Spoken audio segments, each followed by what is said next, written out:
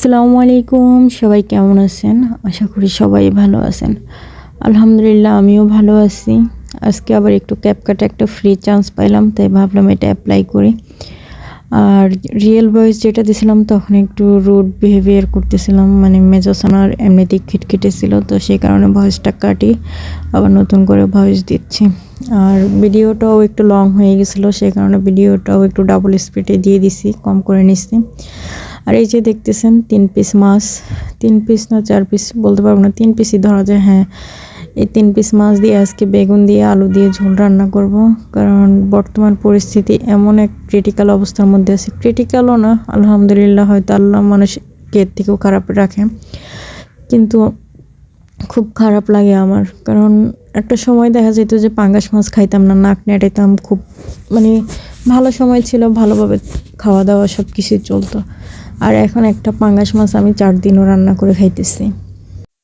তারপরেও কারো কাছে চাই ওইভাবে ছোট হইতেছি না বা ওরকম কোনো দুঃখ প্রকাশ করতেছি না, মুখে হাসি খুশিভাবে চলতেছি, যেভাবে আল্লাহ চালাইতেছে সেভাবে চলতেছি। মানুষের কাছে লাখ লাখ টাকা আটকে আছে, কিন্তু সে টাকাগুলোও পাচ্ছি না, নতুনভাবে ইনভেস্ট করবো তাও না।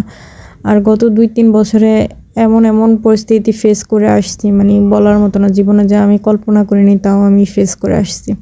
তবে আল্লাহর বান্দা আমি, অবশ্যই আল্লাহ আমাকে এতে উদ্ধার করে নেবেন। হয়তো আল্লাহ আমাকে পরীক্ষা নিচ্ছেন বা পরীক্ষা দিচ্ছেন, হয়তো আমি উত্তীর্ণ হয়ে গেলে আমাকে ভালো পরিস্থিতি ফিরিয়ে দিবেন, সব কিছু আল্লাহর উপরে। তবে কিছু মানুষজন আছে যারা, মানে মানুষ বলে না বদ নজর, তারপরে ব্ল্যাক ম্যাজিক, এগুলো কিন্তু রিয়েল।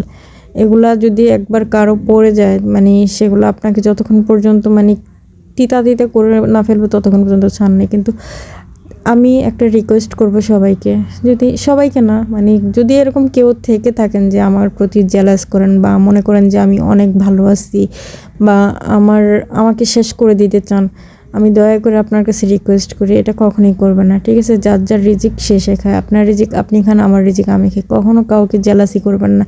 আল্লাহ তাআলা সূরা দোহার মধ্যে বলে দিছে যে তোমার থেকে যদি কারো বেশি থাকে তুমি কখনো আফসোস করিও না, কারণ এটা তার রিজিক ছিল, তার পাওয়া ছিল। তুমিও আল্লাহকে খুশি করো, তোমাকেও আল্লাহ দিবে। আল্লাহ ছাড়া আমাদেরকে কেউ দিতে পারে না। আর এই যে অবস্টিক্যাল বা ব্ল্যাক ম্যাজিক যাই বলি, এগুলো কিন্তু রিয়েল, এগুলো মানুষকে, এগুলো শয়তান দ্বারা করা হয়, এগুলো মানুষের ক্ষতি করার জন্য করা হয়, এগুলো দিয়ে কখনো ভালো কাজ করা হয় না। আপনি আজকে কারো ক্ষতি করে দিবেন না, আপনার ক্ষতি আল্লাহ করে দিবে। কারণ আল্লাহ প্রথমে বাধা দেয় না, কারণ আল্লাহ দোজখও সৃষ্টি করছে, আল্লাহ বেহেশত সৃষ্টি করছে, আপনার কাজের উপরে নির্ভর করবে।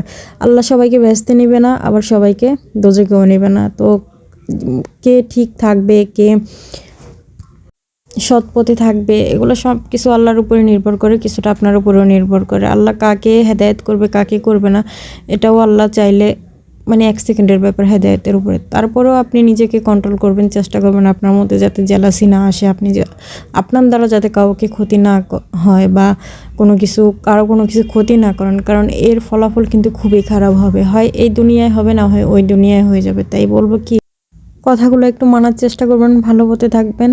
তো আজকে এতটুকুই, আল্লাহ হাফিজ, সবাই ভালো থাকবেন, বাই বাই। আর ভালো লাগলে অবশ্যই লাইক কমেন্ট পাশে থাকবেন।